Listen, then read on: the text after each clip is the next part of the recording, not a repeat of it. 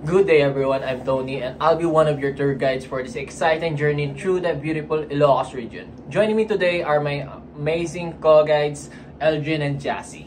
Hello travelers, I'm Eldrin and we're so thrilled to take you across three must-see destinations here in Ilocos, filled with culture, history, and natural beauty. Hi everyone, I'm Jassy and we hope you're ready to make unforgettable memories.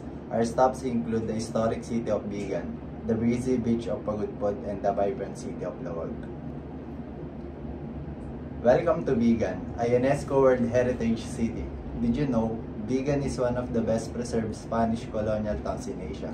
These cobblestone streets and ancestral houses date back to the 16th century.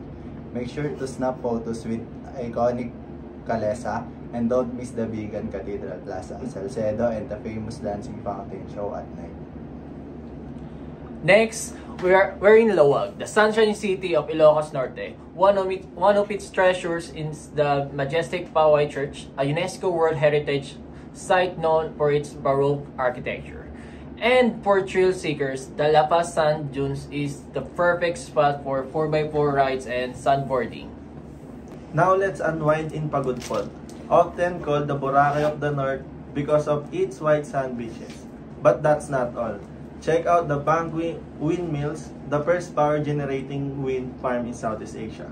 We'll also pass by Cape Boydor Lighthouse and the Patapat Viaduct, a true photographer's paradise. Vigan's Binatbatan Festival happens every May. It's colorful and full of street dancing. In Lawag, don't forget to try Ilocos Empanada and Bagnet. Crispy, flavorful, and unique Ilocano. And if you're in Pagudpod during summer, locals often host beach parties and fresh seafood grilling by the shore. Some resorts even offer promo rates for group travelers. Always bring sunblock, a refillable water bottle, and wear comfortable clothing. Ilocos can get hot and sunny. When visiting churches and heritage sites, wear modest outfits and avoid loud behavior. Locals appreciate respectful tourists.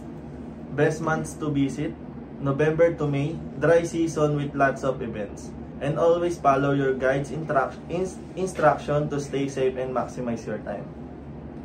We hope you enjoyed this unforgettable Ilocos adventure with us. From cobbled streets to sandy shores, there's always something special waiting for you here.